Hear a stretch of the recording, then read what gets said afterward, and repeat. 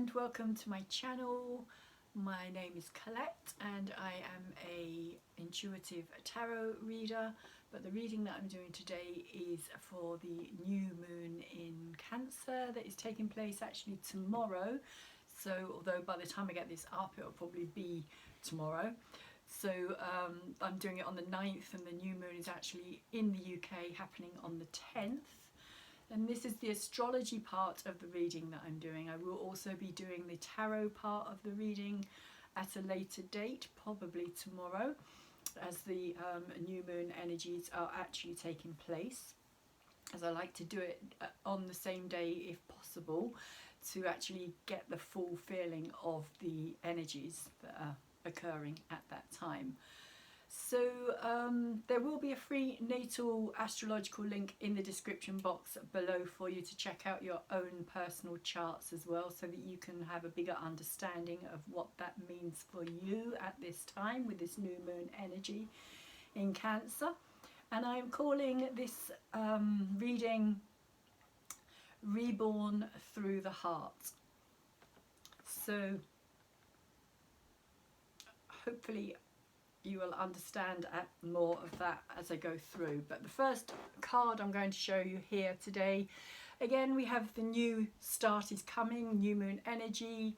When the sun and the moon come together, something is created, and being in Cancer, Cancer being the universal womb, something very magical could be being created at this time. We have the Cancer energy here as well, which is saying that you and your loved ones are safe, which is a major factor with the Cancer energy at this time as well. Cancer wants to feel safe and secure and wants their loved ones to be safe and secure as well. It's a very protective element around the energy of Cancer. And last of all, we have be bold and make the first move. This is a cardinal moon that we're in. Cardinal energy being initiating, doing energy, making something happen. And interestingly enough, as I will explain in the astrology, we do actually have all of the cardinal signs being activated at this time as well. So as always, when the divine masculine sun energy conjuncts the divine feminine moon energy during the time of a new moon, so the two of them come together at the time of the new moon.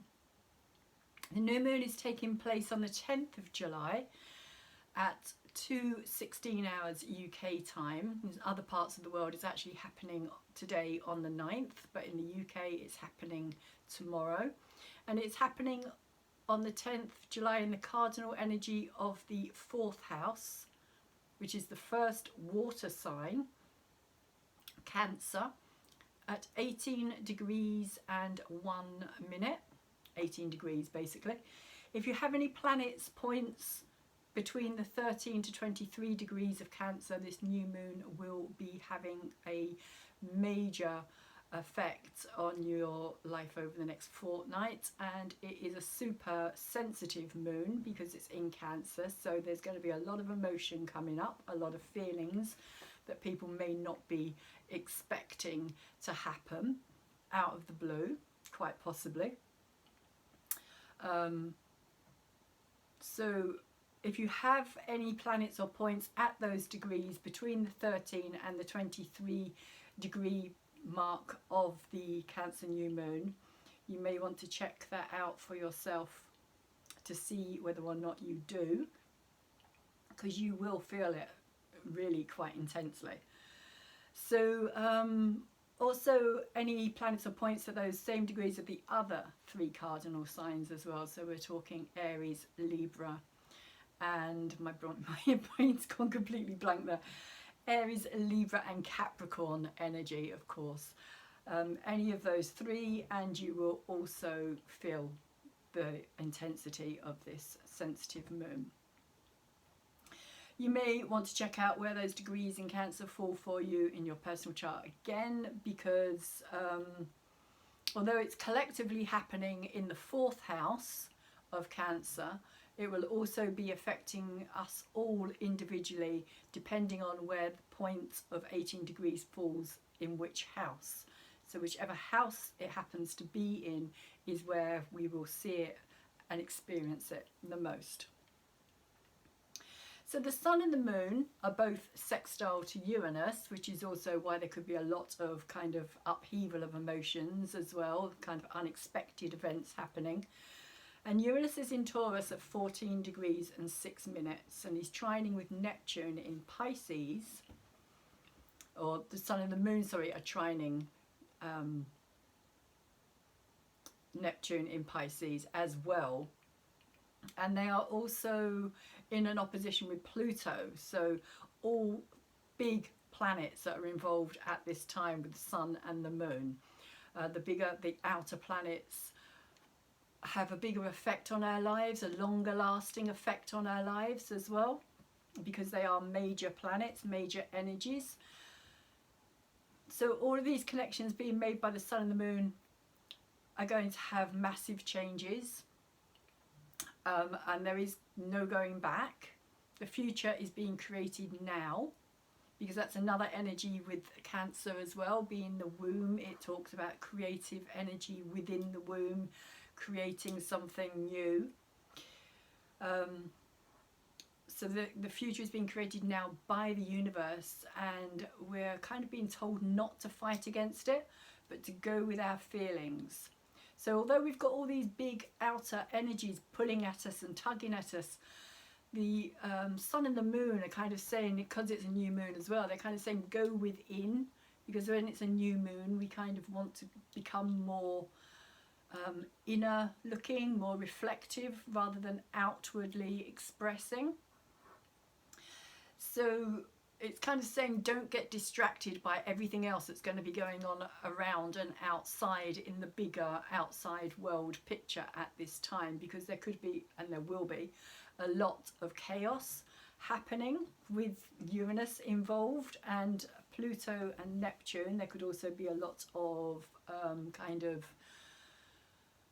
how can I put it, like energy of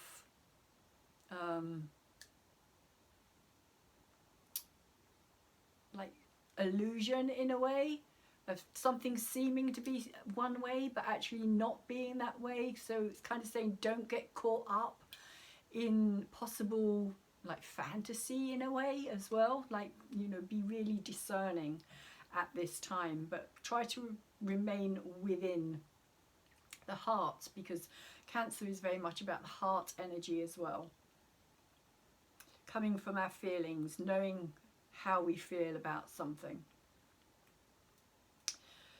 And it kind of feels like the universe is going to be putting us all where we need to be at this time.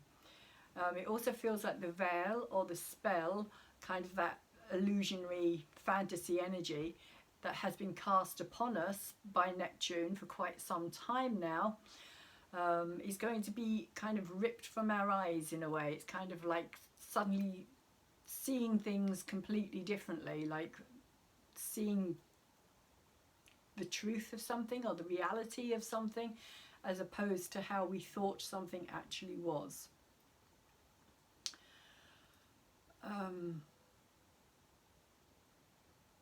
So we're also going to be making leaps and bounds in the right directions according to the level of our own understanding and knowledge as well that we already possess, which is also going to shift our perspective both on an individual level and collectively. And how it came through was that some people's level of vibration is rising into these new incoming frequencies that are hitting the planet at this time as we're going through this photon belt. And it's really weird because I actually saw that happening the other week. Me and my daughter, I was upstairs and it looked like rain at first. I honestly thought it was raining, so I went and stood outside and there was no rain at all, and I was like, what's going on? So I came back upstairs here and I looked out the window, and once again I could see like this really fine, like white, kind of almost like snow in fact, which is what I kind of said to my daughter. I went downstairs and I was like, can you see that? is it raining? And she's like, no, I don't think it's raining. I said, and she was like, but it looks like there's snow. I was like, oh, you can see it. And it was just like this, like snow falling, but there was no snow. And I kind of realised that what I was actually seeing and experiencing was this light that was kind of hitting the planet. Quite remarkable. And I still can see it every now and again when the light's in the right place, and if I look at like something darker, because when I look out my other window, there's much more space out in that window, so there's more light out there, whereas I've got houses on this side, so it's kind of like a backdrop, shall we say, like a background, and I can actually see it coming down out of the sky at certain times of the day, usually more around about kind of dusk time. Anyway, sidetracked. So how, as I was saying, how it's coming through is like people are raising their vibrational level at this time on the planet due to these incoming frequencies, and it's kind of like as they raise up into another vibrational level, there's a gap that is being created, and so the people who are kind of below them on that level are kind of also rising up behind them to fill the gap of where they have just moved up. So the people that were down here, so to speak, are now kind of moving into this higher energy vibration, and the people who were just below them are now kind of shifting themselves up into where they used to be, the other people used to be. And that's kind of going down, all the way down, the kind of vibrational, I don't know what you want to call it really, density. Like the lower densities are kind of also moving up into a higher vibration, which is why there is no going back.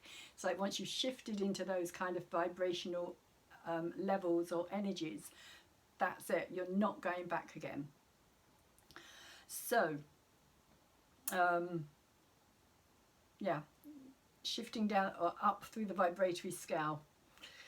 And the results, I was told, will become clearer as we head into October, when the outer planets, which are all retrograde at this time apart from Uranus, will all station direct from about the 6th of October onwards. I'm not totally certain when. I think the 6th, the 11th, 18th, something like that, that they will kind of start stationing again to turn direct. So the 4th house is all about the home, security, safety, the nurturing mother energy, especially around our own emotional needs, when it comes to our not wanting to feel or show our vulnerability to the outside world during the time of this new moon in Cancer. Because this new moon could also bring up a lot of kind of feeling vulnerable, very vulnerable, and not wanting to share that with people as well. And it's going to make us feel super sensitive to everything that is going on around us, and feeling like we just want to turn inward and hide from everything and everyone except our nearest and dearest, until the feelings of danger have passed, because it could come through as like a need for kind of comfort, or like something dangerous is out there. And but because of everything else that's going on in the sky at this time, it's not going to be easy to actually do that. So we do need to kind of actually consciously think about going within ourselves, actual meditation, practices like that, acknowledging our feelings on some level, acknowledging how we feel is going to be really important, even if it is painful, even if it is something that we don't want to accept or feel. It's kind of very necessary at this time.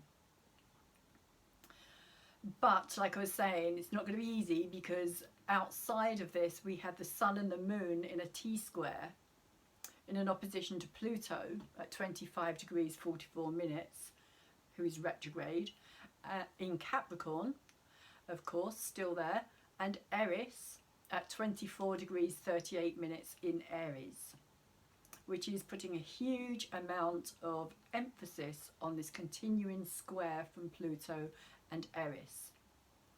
And we experienced this square with Pluto and Eris 3 times in exact connections during 2020, but they haven't actually parted yet. And with Pluto going retrograde again, they're still like less than 1 degree apart. And adding to that, we have Eris, who has slowed right down herself, almost standing still in the sky, because she is also about to go retrograde. On the 21st of July, she will station. So at this time,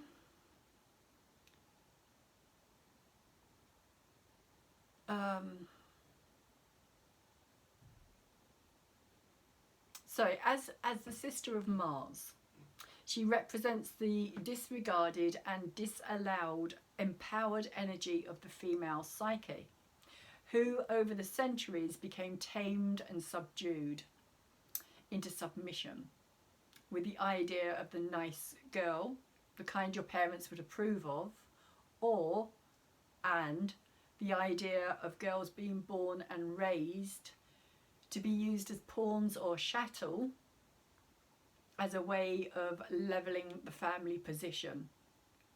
So this is kind of how the female energy has been kind of recognised, I suppose, or the female energy has been used almost in a kind of abusive way. Again, a lot of that has also to do with the fact that women give birth, which this Cancer energy could be bringing a lot of that kind of those kind of issues, shall we say, to the surface as well at this time. So as I've mentioned before, the quickening is coming, only now it is here, and the next 3 months are going to see us moving really fast, with quick unexpected changes coming our way. This is going to be a period of chaos and turbulent energies as we continue with Saturn and Uranus squaring, as well as Pluto and Eris. Add to this mix Black Moon Lilith trining Pluto, both very dark shadow energies of our psyche, and both are kind of to do with taboo subjects, both to do with sexual energy. Black Moon Lilith slightly more taboo than Pluto is, but the kind of the two of them together is kind of really bringing out some kind of deep, secretive, like things that go on behind closed doors that most of us would rather not kind of know about, but on some level have to kind of face up to as well. So it also is bringing up a lot of our own kind of hidden fear as well, of not being accepted, the things that we keep hidden from other people as well, for fear of us not being accepted, or something that we think or believe or do not being acceptable.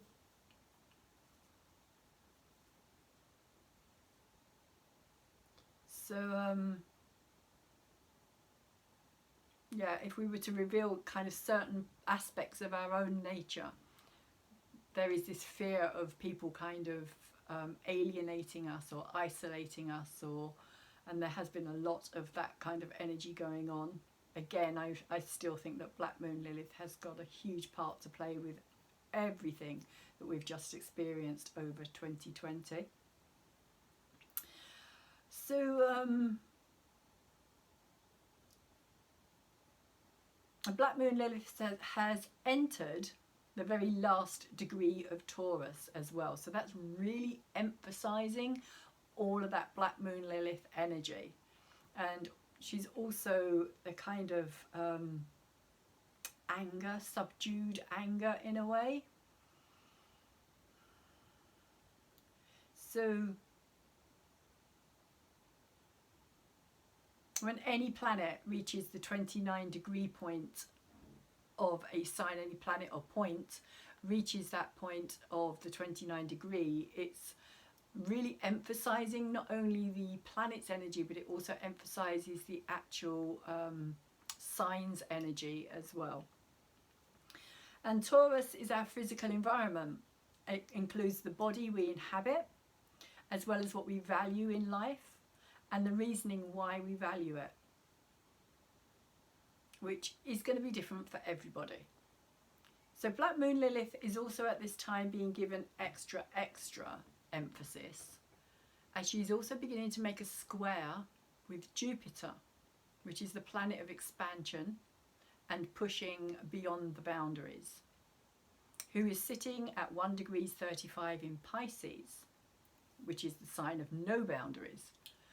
Jupiter is going to be challenging Black Moon Lilith to release it all.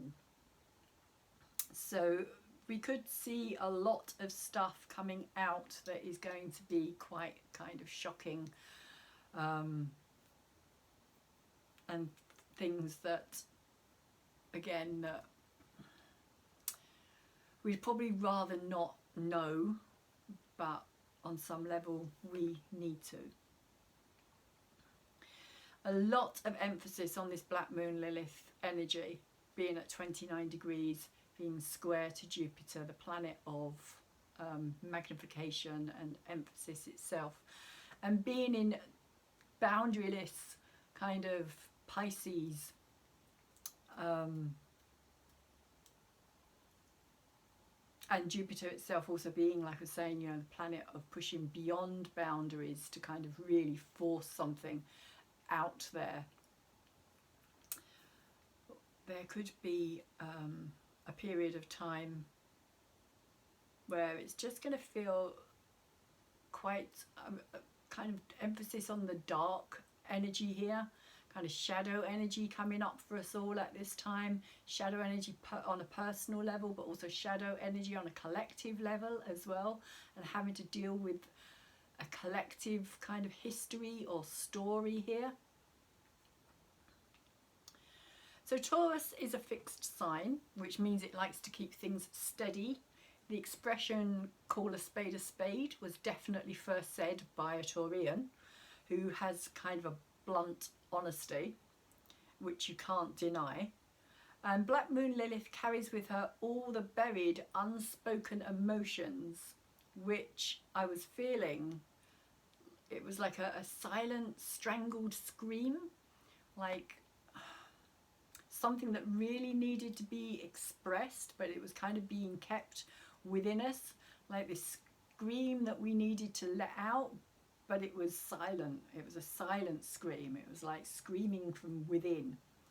So all the things that haven't been expressed or acknowledged about how we really feel deep down inside, if we allow ourselves to go there.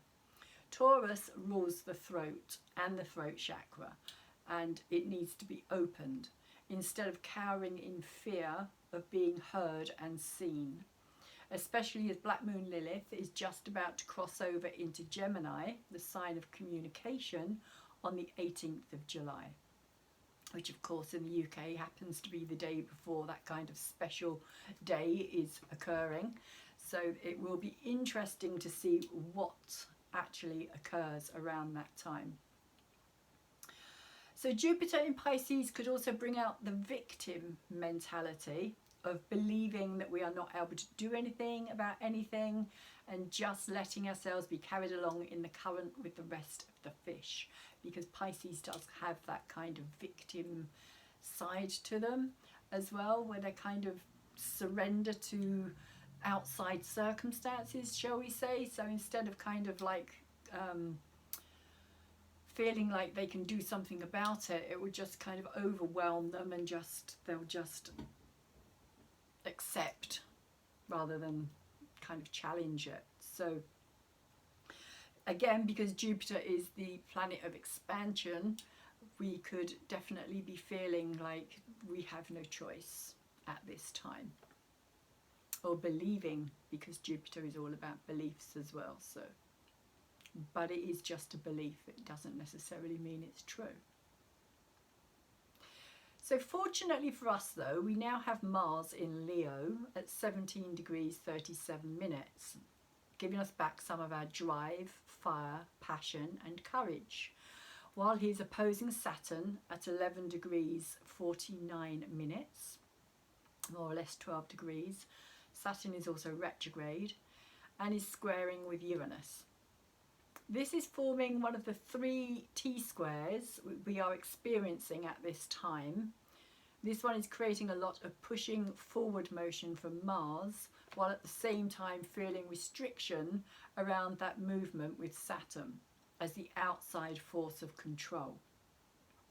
So within us, we want to push forward, we want to make something happen. This is an initiating moon for a start, but also with the Leo energy wants to be strong, it wants to be brave, it wants to be courageous.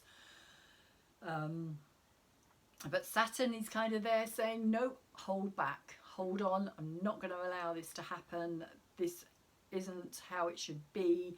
I've got to keep a hold on this. I've got to stop this from happening. So Saturn is kind of representative of the establishment at this time, shall we say. So meanwhile, all of that energy is going on. We also have Uranus, who is demanding change within ourselves to take the fight to the streets and challenge the established ideas of how we should or have to live our lives. Also, the Eris energy is very similar to the Uranus energy as well. So with these two energies being very much emphasized at this time, Uranus and Eris, both revolutionary, there's going to be a lot of rising up, a lot of rebellion, a lot of kind of like not taking no for an answer, shall we say. A lot of fighting back against what doesn't feel right for us in general. And so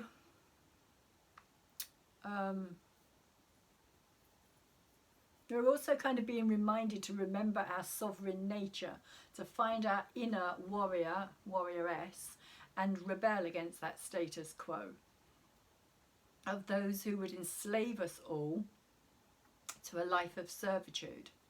This can also be a part of the lower vibrational Aquarius energy, which is also ruled by Saturn.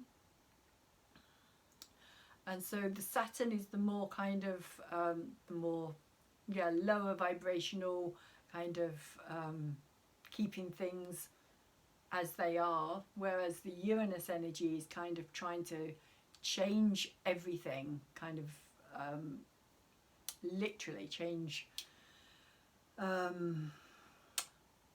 particularly kind of around the financial system, because Uranus is in Taurus. But Uranus, also being the Aquarian ruler, is really trying to push ahead with that Aquarius energy of kind of innovation, new ideas, new future, really making something happen in a totally different way to how we've seen it up to now,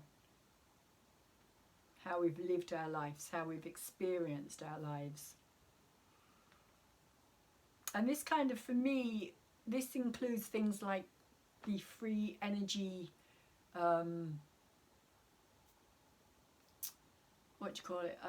free energy,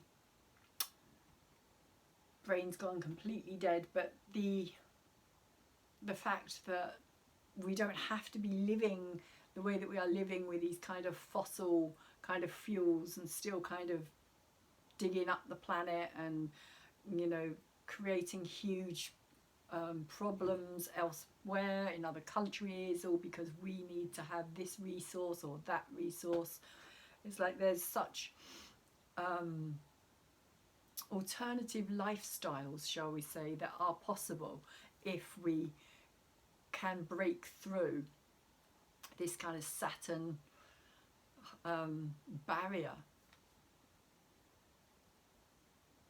And again, Saturn represents the establishment, it represents the hierarchy, it represents the elite, governments, corporations, all of the kind of higher level of that pyramid, which is kind of slowly crumbling, even though it may not appear to be from an outside point of view. So Uranus is the kind of freedom fighter.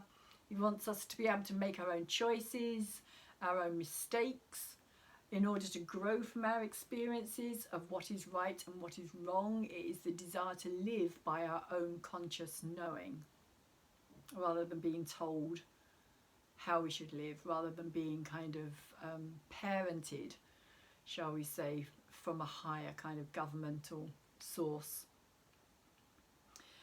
So, which is that very restrictive energy of keeping us like children. Like, no, you can't grow up because we say so, we are the parent, and it's that kind of fight that's going on at this time as well. So a T-square creates a triangle as it involves 3 energies, 2 of them opposing and both squaring a third. So this creates a dynamic charged tension where the energy builds up between the opposing entities. So you've got one here, you've got one here, and then you've got one, say, up here. And so depending on how long the connection between them is will make a big difference. The longer the energy continues on, the more the energy within these opposing forces builds up and builds up and builds up until eventually the pressure that is created between them just has to be kind of released, and it will be released through that apex, through that third energy, which is the Uranus energy in this case. So that is where the focus of attention is going to be directed, and like I was saying, Uranus truly wants change. So this battle is not going to be an easy one, as we will begin to see the speeding up of the destruction of the old establishment through the evolution of the birthing of the new. Sorry, pardon me. Many people have already suffered in these challenging times, and things are about to get a whole lot crazier with the Sun and Moon opposing Pluto retrograde while squaring Chiron at 12 degrees or 13 degrees, 12 degrees 54. So the healer of our ancestral and generational wounding is activating the need to heal something. And of course with the Sun and the Moon in Cancer, that is also about the home, it's about the past, it's about our ancestors. So there could be a lot of stuff coming up at this time that is related to the family, to generations previously. You may be feeling things or finding out things, or really kind of understanding something on a deeper level that may not be directly something related to you, but it is because it's kind of been passed down on a generational energetic vibration, shall we say. So you're still kind of vibrating with it, even though it's not part of your story, it's still affecting your story. So Chiron is there as well because he's also about ancestral and generational wounding, and so he's saying, like, you know, now is the time to really look within and let those wounds go, heal those wounds and release them. So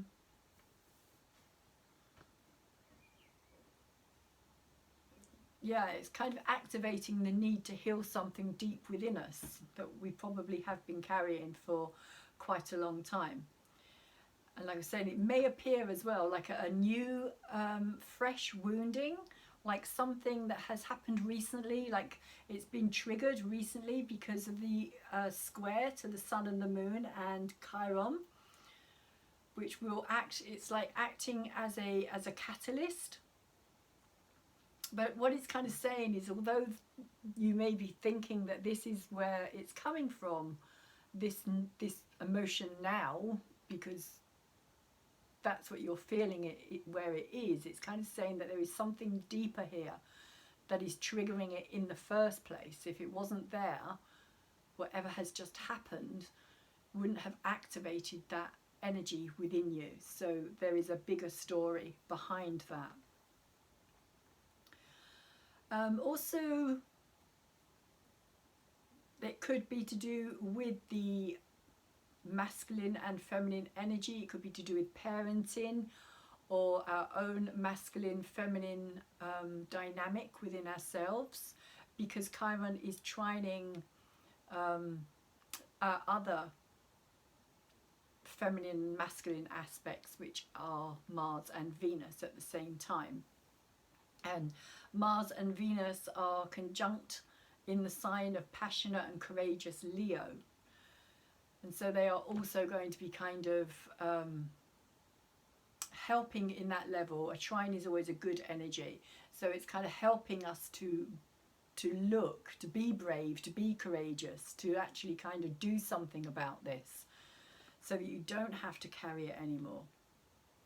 And so with both the sun and the moon in Cancer, it talks about the need to be kind and gentle with ourselves as well, nurturing and loving to the wounded parts of our psyche that once again are coming through on the Mother Cancer, Father Capricorn axis as well, which we had last full moon, because last full moon we had the moon in Capricorn and the sun in Cancer.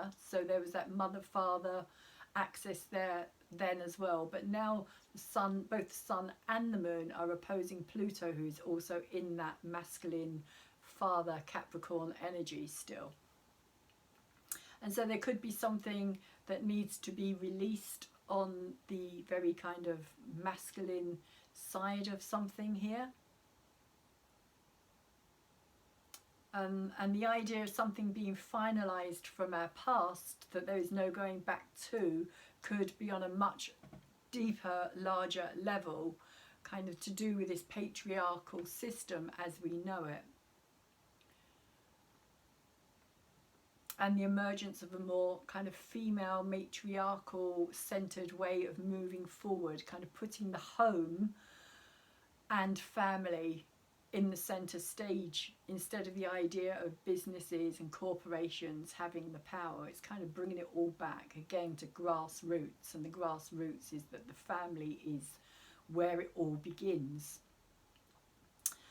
And so it is being recognized more and more that big businesses, corporations and conglomerates all end up working as a psychopathic, soulless entity with no connection to those people who are keeping them growing in the first place.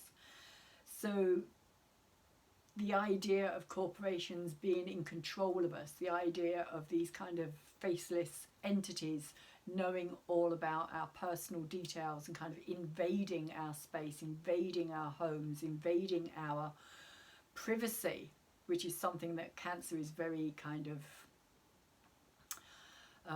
strong about, hence the kind of shell of a crab as well, and why it is symbolically a crab, like, you know, they can withdraw into this shell in order to be private and to not give everything away. That is going to be a big issue. It already is a big issue, but it's going to become even more of a big issue over these next 3 months. So the second T-square, again, includes the Pluto energy, and it involves 2 of the other dwarf planets, one of them being Haumea, which is the Hawaiian creation goddess, who's also still retrograde at 27 degrees exactly in Libra, and she is opposing Eris. So we've got 2 feminine energies, Haumea, the Hawaiian goddess of creation, and Eris, the goddess of strife and discord and troublemaking, but also wants things to be just and fair. And they are both square to Pluto at this time as well. So that's where that T-square is coming in there. So again, this makes Pluto, which is the planet of power and transformation and endings, the apex of this very long-lasting build-up of energy, because they have been in this T-square for quite some time now. So Haumea is symbolic of representation of the raw, wild nature of Mother Earth, which in Libra is looking for balance, a sense of living in harmony, and she wants fairness, she wants justice, she wants peace, she wants to kind of just be allowed to live life the way that is harmonious, really. And Eris is the troublemaker. As I was saying, she challenges what are considered the norms of society and has been in the sign of Aries since 1922, a long time. So just about all of us alive today have Eris in that masculine warrior energy, which is why we're seeing a lot of uprisings at this time, because we're all getting our Eris, shall we say, connected with other things. We may not even know that this is happening, but because it's everybody more or less on this planet, because she will have been in Aries for 100 years next year, every time something goes into Libra or goes into Capricorn, or Eris is kind of being activated. But because Eris is a kind of behind the scene energy, it's not an energy that people are very aware of, or it's not very spoken about. People may not realize that this is what's going on. But if you think that this whole kind of generation coming together at this time all has Eris being activated as that warrior energy, you can see it all around the world. You can see it happening.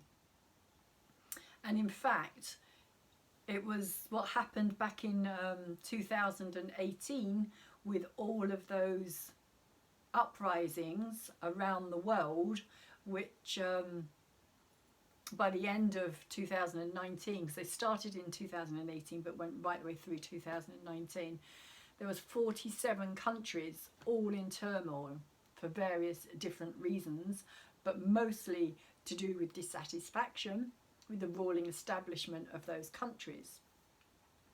So on the 6th of October 2018, Mercury entered into Libra and began opposing Uranus retrograde, the planet of change, revolution, sudden unexpected events, which can be shocking as well as awakening. Mercury is our communication, our voice, as well as being a lower vibration of the Uranus energy. It is the monkey mind, while Uranus is the universal mind. So when I say it's the monkey mind, it's like monkey see, monkey do. So if one person goes out there and starts doing it, another person joins, and then it gets bigger and bigger and bigger. And that's kind of how it happened. It was like, you know, one country started off rebelling, which was basically France. And then that grew, and other countries thought, right, okay, we're not happy with this either. And Eris kind of like brought out, and Uranus as well. But quite a lot of that was also to do with the Eris squaring energy with Pluto. Endings, finalities. So Uranus is that universal mind. It's the future orientated consciousness, which kind of takes over and says, right, this is what's happening. And Uranus had not long moved into Taurus and was about to play a huge part in our unfolding destiny over the coming years. Taurus, again, it's our values, our well-being, our financial stability, the way we live in our physical domain. And she asks us what is important to us. So Libra is the desire for balance, equality, justice and fairness to all. And there definitely was this kind of awakening or awareness happening of like, this isn't fair, this is so unfair. It's like one rule for one lot of people and another rule for another lot of people, and it was really kind of becoming very clear to people all around the world.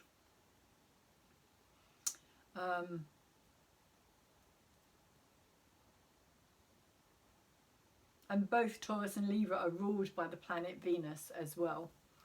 And she had just stationed retrograde herself in Scorpio, so she was magnifying that Venus energy of our values and how we feel about situations in our life, which in Scorpio is asking us to go to a deeper level, or it was asking us to go to a deeper level and bring up those feelings from the depths of our hidden underground subconscious realm in order to be able to recognize it in the light. Scorpio energy can also be seen as something painful within us that we can learn to transform into something productive.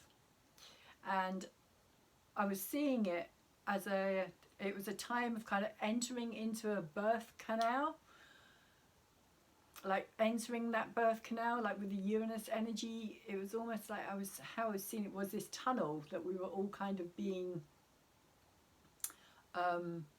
all entering, but we were kind of entering in it on our own accord, almost like a birthing canal, like we were going to come out the other end kind of transformed the world, and everything was going to be different, and all these uprisings were going to change the world. But then something happened, which was basically like, well, the South Node, which is the energy of what we need to let go of and release, had literally just entered the sign of Capricorn. So again, it's like going against the establishment. It's kind of really realizing that we were being kind of strangled by all these rules and these limitations on what we can and can't do. And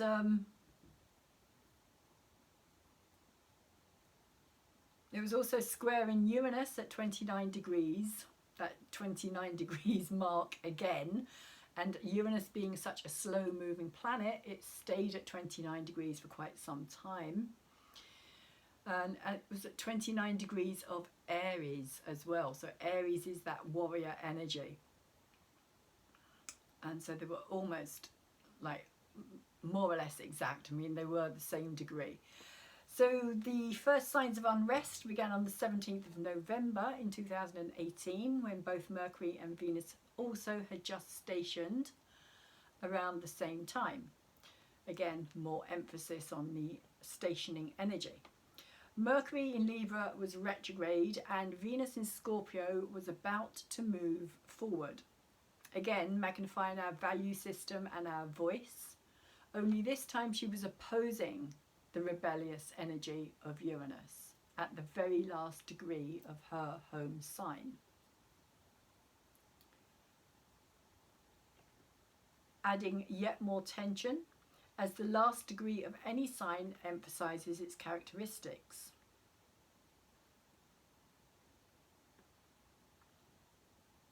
The image I'm getting is entering a tunnel. So basically, I just spoke about that, going into this tunnel. But then as we got towards the end of 2019, where there was still like uprisings everywhere, 47 countries in revolt everywhere, that was when everything came to a screeching halt from about 2019, which is actually when Black Moon, Lilith and Neptune conjuncted as well, and everything kind of stopped. That was kind of early 2020. The whole plague thing came out, and the world just kind of stopped. But the image that I was seeing was we were in this process of kind of birthing something. We were thinking that there was this birthing process going on, or this new world was being born from the kind of, again, the grassroots up, from the people up, not from the top down. So and it collectively affected millions of people, all these people kind of wanting the same thing, wanting change, wanting something different. and to get rid of that status quo and to really kind of like get some freedom back, if nothing else. So whether we realized it or not, there was this kind of collective wanting to rebirth the world. And the authorities kind of had to take notice, as did the media, even though many refused to cover these stories in the establishment-owned press. The word got out that change and revolution was in the air. Then all of a sudden in 2020, everything stopped and we were forced to stay off the streets and stop protesting. It feels like this was kind of halfway through that tunnel, that we kind of pushed ourselves to a certain point, almost like labour was happening, but it hadn't quite, like the momentum just stopped, like everything stopped during this labour.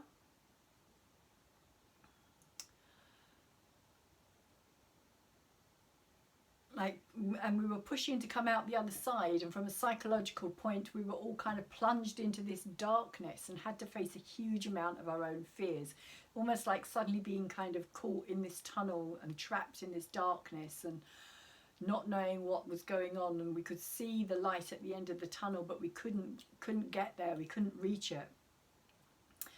And this continued throughout 2020 into 2021, and it feels like as a collective it has created a dark night of the soul scenario, which in the tarot would be depicted as the Nine of Swords. The Nine of Swords being a place of mental anguish, of literally feeling like there is no way out of the situation that we find ourselves in. It is a place of fear and mental torture, where we focus only on the worst possible outcomes, and by doing so increase our level of fear, stress and worry. It is the darkest point before the dawn, which I feel is where we are at now with this new moon in Cancer. Although both the sun and moon are in contact with all these outer life and destiny changing planets, this is a time to go within and focus on our emotions and how we are connected to or disconnected to our emotional needs at this time.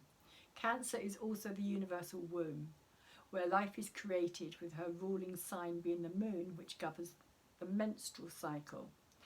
So it feels like we're kind of getting to that point now of kind of being pushed out that tunnel, like we're being forced again. There's going to be this kind of Uranus energy, this Eris energy coming in really strongly. So everything is going to start back up, everything is going to start shifting and moving again. So interestingly, both the sun and the moon are in a feminine sign at this time, while Mars and Venus are both in a masculine sign, bringing the idea of balance between these two aspects of our nature very much into focus, particularly as Mars and Venus are about to meet up since the last time in their 2-year cycle. Venus in Leo is feeling strong. She knows what it is she wants and doesn't want in her life, in a partnership, and why she values what it is that she wants. Leo will give her the courage to open up her heart to receive it, as Cancer is also a heart-based feeling sign. Mars in Leo is also being encouraged to find his heart and go for where his passion takes him. There is a sense of balance being created here, with Mars learning from Venus that it is okay for him to feel what he feels and to allow the gentler, softer side of his soul to emerge, while Venus is learning from Mars to stand up for what it is that she is desiring, and also allow the passion of her heart to guide her steps. Both of them are helping each other to listen to what it is the other is feeling at this time, and appreciate the importance of both their qualities, which together make up the whole. This is coming through as two different tarot cards. So firstly I got the Strength card, which is that card of the lion being tamed by a young woman, and it's about an acceptance of like your masculine and feminine sides of our nature, like knowing that our strength comes from both sides. It comes from the masculine and it comes from the feminine, and that neither are more valuable or important than the other. But sometimes we need to know how to roar, at other times we need to know how to be gentler and more understanding in order to get the results that we want. Whereas sometimes, like I was saying, we have to use that more masculine, driving, passionate energy to get us where we want to go. And so it's about understanding the strength inherent in the softer, more gentler feminine approach, and also having the wisdom to realise both are equally needed and should be valued as such. The other card I'm seeing here in relation to this energy is the card of Temperance, which traditionally shows an angel standing with her foot in the water, as well as on land, like one foot's on land, one foot's in the water, just kind of tentatively putting her foot into the water. And in her hand she has two cups, one's silver and one's gold, and so one represents the feminine moon energy and the other one represents the masculine sun energy, and she's pouring them backwards and forwards. There's like this flow of energy from one to the other, and so it talks about this kind of alchemical mix of this liquid, and the liquid kind of represents the heart energy of love as well. So it's from one to the other, which is kind of saying that, you know, again, we need that mixture of both. And it's significant as it shows the need for flow between these two energies. Like if there's too much of one or too much of the other, it's kind of imbalanced. And that's really what this temperance energy talks about. It talks about the need for the balance, but it also talks about how if she was to stop that flow of energy, it would eventually just stagnate. There would be no kind of new ideas or no kind of understandings coming out of it. So it's also saying that, you know, on some level we need to appreciate both those sides of our own nature and to bring them into the balance, to find that balanced core place within ourselves, and to recognize that we also have both male and female energies within us, and though we might represent as one or the other, that doesn't mean that we don't have those attributes within us all. So Mars and Venus will become exact conjunct at 19 degrees 48, 20 degrees on the 13th of July, but they are kind of meeting up on the 11th of July, so they will be meeting up at the time of this new moon.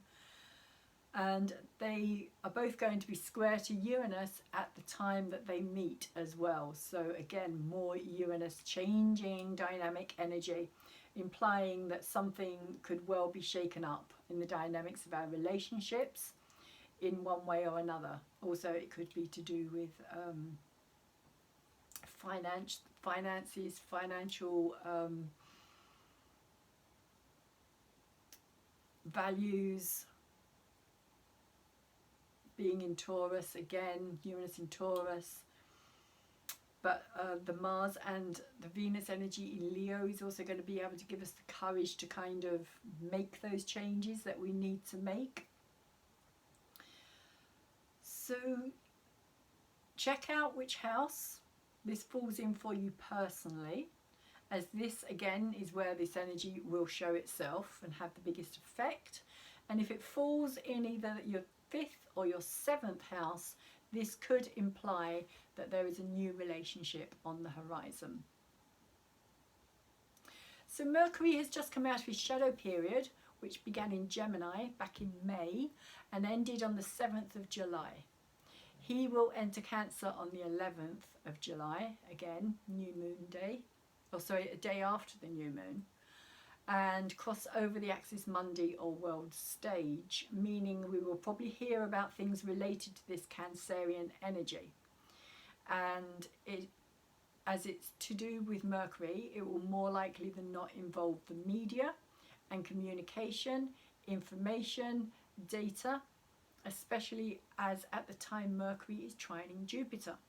So we can expect some over-exaggeration and stories being blown out of proportion.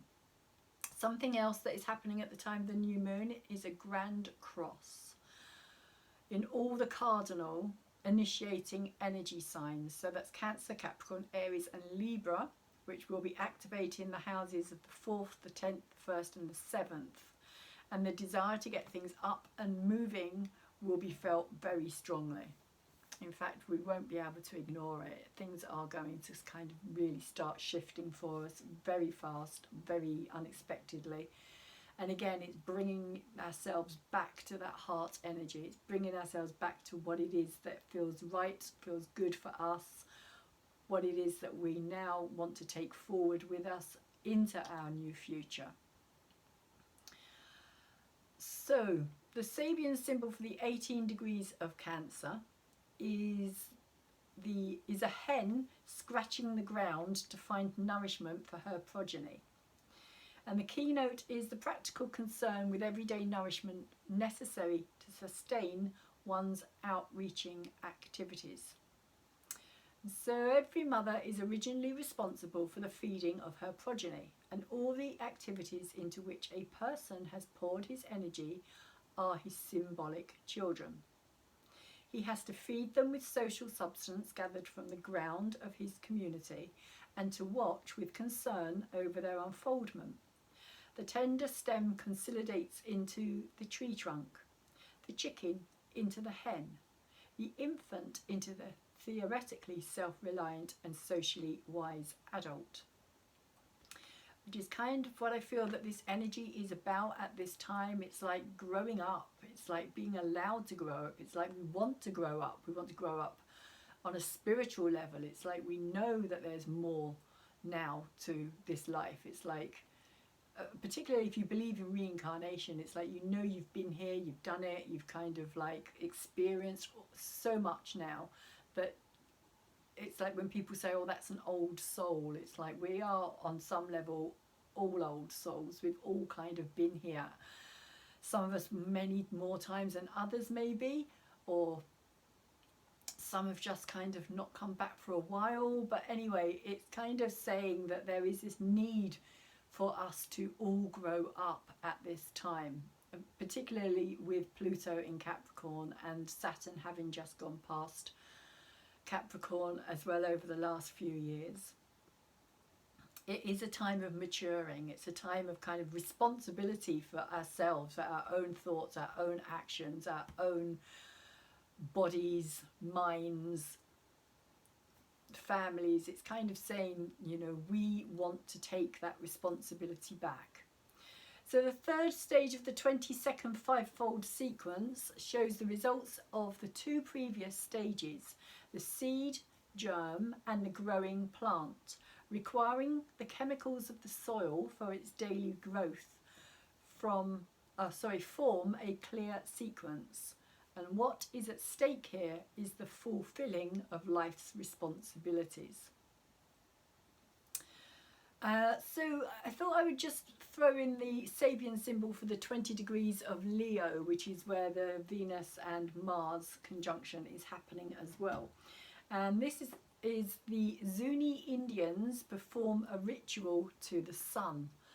And so a return to the glorification of natural energies. While the first symbol of this fivefold sequence pictured the magnificence of the returning sun after a storm, in this last symbol we see by implication man returning to nature and glorifying the sun after the long crisis of civilized living in artificial cities. For many years now, the American Pueblo Indian has been for the weary city dweller and the dried up intellectual a symbol of his return to nature. After having ruthlessly destroyed him, we come to him as an exemplar of peaceful and harmonious group living. The fifth symbol of the 28th sequence brings us the image of a reversal of our socialized activity and opens for us the way to the deepest release of our long denied root energies. Another thing that the Cancerian energy, or the fourth house energy, is about is roots. It is about, although this is talking about the Leo energy, I know, and that's not the Cancer energy, but the Cancer energy is about our roots. It's about where do we come from, our ancestors, how did we get here, what did the previous generations that came before us experience in their lives, and if it wasn't for them we wouldn't be here. So natural man links himself consciously to the source of all life on earth, and this means identification through worship and the sanctification of the creative power, which is really fascinating because it's Mars and Venus coming together, which is that masculine and feminine energy, our masculine and feminine energy that creates all life. It is the creation of life. If we don't have that masculine and feminine energy, there is no life, and that's just how it is. There is no argument with that. It's like you have to have both. Even if it's done artificially, you still have to have both the seed from the man and the egg from the female to bring them together and to make it happen. So I'm going to, what's the time? Yeah, okay, I will quickly, very quickly, pull a crystal energy card because I've not pulled any of these for a while, and I thought it would be nice for us to have a crystal energy card and to see what the crystals would like to say to us at this time. So a crystal energy card for this astrology reading for the new moon of Cancer, please source.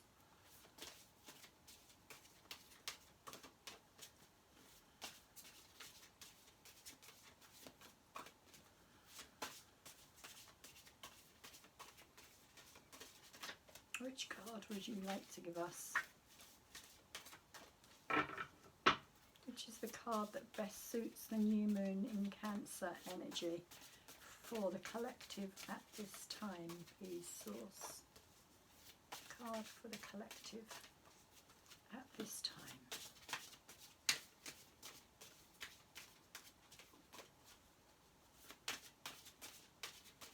So I've added a few new bits behind me, which is kind of by accident, but I quite like the idea of it.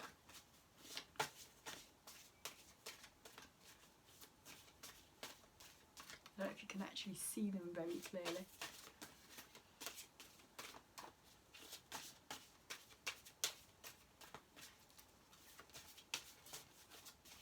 Okay, we'll take this one. Fulfillment, orange calcite. So it's working with the sacral chakra.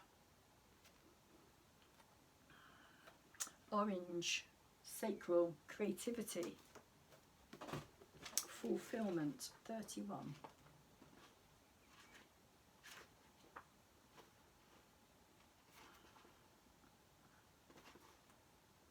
Where are we? Nope, that's still 32. There we go. So it's saying fulfillment is a state of bliss that occurs when you are being completely who you are and doing exactly what you are meant to do. When you make a commitment to yourself to seek and speak the highest truth and to give and receive the highest good, fulfillment results. Orange calcite. However, fulfillment may seem like an illusion if instead of commitment your life is full of obligations. People often confuse these two concepts. Although often used almost interchangeably, they are not the same. Obligation implies that you feel compelled to do something that you might rather not. Commitment is a dedication of the soul's time, resources and energy to an intention. It is a joyful, not a belaboured giving of oneself. If you spend your days obligated by work and family responsibilities, home and car maintenance, and activity scheduling, you may become resentful and unhappy. You are probably thinking that most of these tasks are unavoidable. Of course they are. Oh, sorry, of course there are many responsibilities you need to honour. But do you ever take on obligations unnecessarily to fill your time and avoid looking at and really living your life? Which is very much this kind of Cancer energy. In fact, I feel very strongly that this is what the Cancer new moon is saying. It's really saying, like, you know, check on your own feelings, and are you happy? Does it feel good? Does your heart feel good? So even with all there is to occupy your time, is something missing? Have you ever thought, is this all there is? Think about the words, spend your time. To spend implies you have certain resources that may at some point be used up. Time is one of those resources. You have only so many days on this planet as the person you are now. We encourage you to spend your time wisely. Do not waste a moment. For your happiness and for the example that you set for your children, family and friends, we urge you to examine the quality of your life. Many of you are convinced that if each day is packed with activities, your life is full. In fact, your life is not full, it is just filled up. With all this filling, are you fulfilled? More is not necessarily fulfilling. It may just be more. What can you do to bring joy and meaning into your life? In some cases, your activities may have to stay the same, but you may approach them differently through introspection and a new attitude. In other circumstances, upon examination, you may find that it is necessary for responsibilities to shift so that you can have a life among all your activities. The first commitment you make must be to yourself. If you are living a life of purpose and fulfillment, all around you will benefit.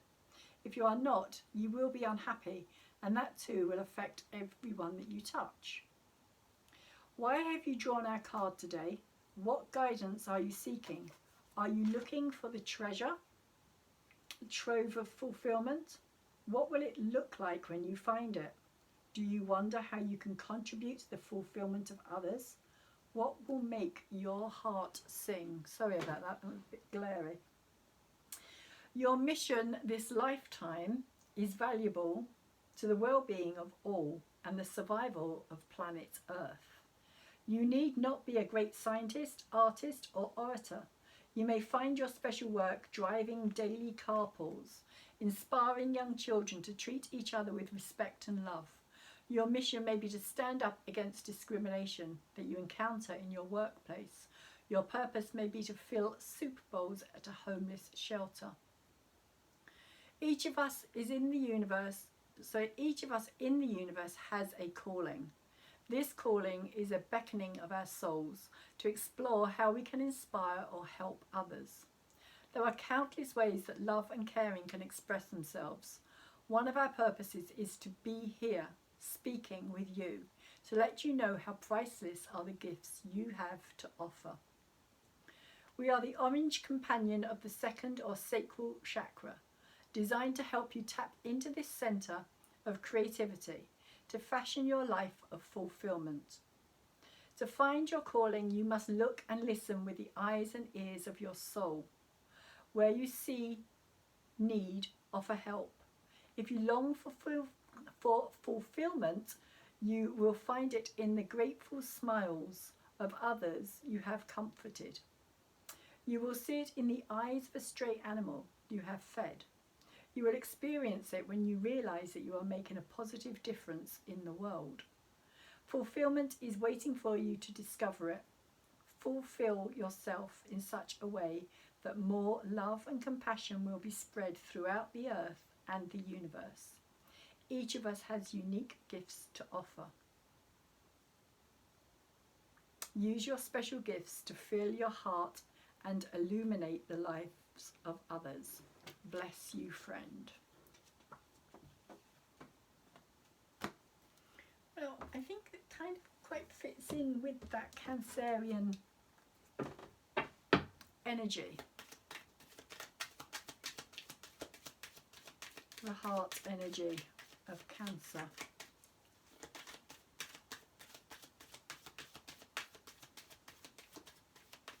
Leading from the heart.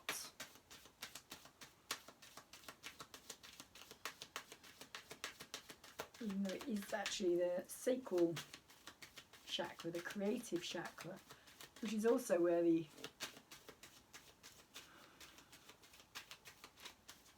kind of womb area is as well. Sacral solar chakras.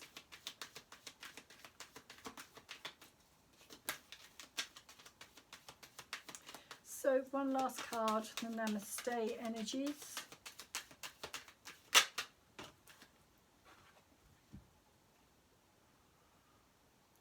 So we get the blessing of patience, which is saying a blessing comes disguised as a setback or delay. This card is confirmation that you are on the right path. With patience and perseverance, you will reach your goal. All is accomplished in perfect time. So that's the card. That's the words that it says on the back.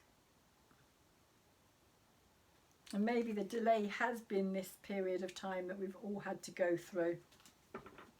That kind of feeling of being stuck in that tunnel and not being able to see or get to the light at the end of it. But it does feel as though the dawn is breaking and that things are changing, big time changing.